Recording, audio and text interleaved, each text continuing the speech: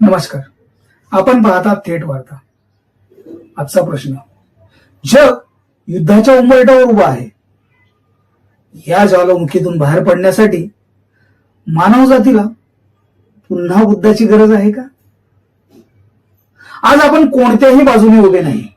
ना रशियाच्या, ना युक्रेनच्या, ना इस्रायलच्या, ना गाझाच्या, ना इराणच्या. आज आपण फक्त मानवतेच्या बाजूने उभे आहोत. रशिया युक्रेन युद्ध 2022 पासून सुरू असलेला संघर्ष अजूनही संपलेला नाही.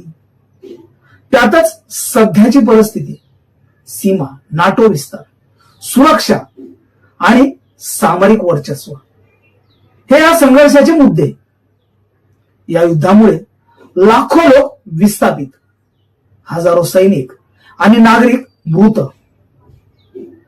जागतिक अर्थव्यवस्थेवर परिणाम, ऊर्जा संकट, इस्रायल गाझा स्ट्रीप, इराण संघर्ष, धार्मिक, ऐतिहासिक आणि राजकीय गुंतागुंत असलेला हा संघर्ष, हल्ले, प्रत्युत्तर हल्ले, बॉम्बस्फोट, सामान्य नागरिक पुन्हा एकदा चक्रात अडकलेले, जागतिक महासत्ता वेगवेगळ्या बाजूंना उभ्या, संयुक्त राष्ट्रसंघाचे प्रयत्न, चीन तैवान प्रश्न, उत्तर कोरिया दक्षिण कोरिया तणाव, इराण अमेरिका संघर्ष. जग बहुध्रुवीय बनत आहे आणि प्रत्येक राष्ट्र स्वतःचा प्रभाव वाढवण्याचा प्रयत्नात. युद्ध अचानक होत नाही. त्यामागे असतात सत्ता, संसाधने, सीमा, धर्म, राष्ट्रवाद, भीती. माणूस सुरक्षिततेसाठी लढतो, पण त्या लढाईत मानवता हरते. 2500 वर्षापूर्वी कपिल वस्तूचा राजकुमार सिद्धार्थ, जो पुढे झाला गौतम बुद्ध, त्याने सांगितलं, द्वेषाने द्वेष संपत नाही, द्वेष प्रेमानेच संपतो. आज जगाला सर्वात जास्त गरज आहे ती संयमाची, संवादाची, करुणेची, मध्यम मार्गाची. बुद्धाचा अष्टांगिक मार्ग, सम्यक दृष्टी, सम्यक वाणी, सम्यक कर्म. जर राष्ट्रांनी सम्यक दृष्टी स्वीकारली असती तर कदाचित युद्ध टळलं असतं. चला स्पष्ट बोलूया. कोणताही देश पूर्णपणे बरोबर नसतो, कोणताही देश पूर्णपणे चुकीचाही नसतो. प्रत्येक राष्ट्र आपल्या हितासाठी लढतं.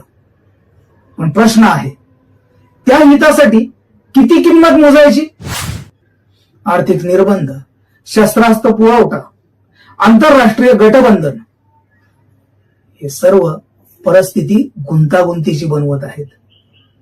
भारताने पारंपरिकरित्या तटस्थ आणि संतुलित भूमिका घेतली आहे. संवाद आणि शांतता यावर भर. भारत बुद्धाची भूमी, अहिंसेचा संदेश जगाला देणारा देश.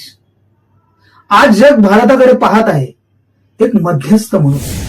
युद्ध जिंकणारे नेते असतात, पण हरतो तो सामान्य माणूस, एक सैनिक, एक आई, एक मूल.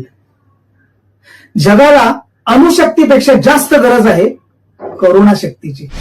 जर मानवजातीने सत्ता निवडली तर विनाश, जर मानवजातीने बुद्ध निवडला तर भविष्य.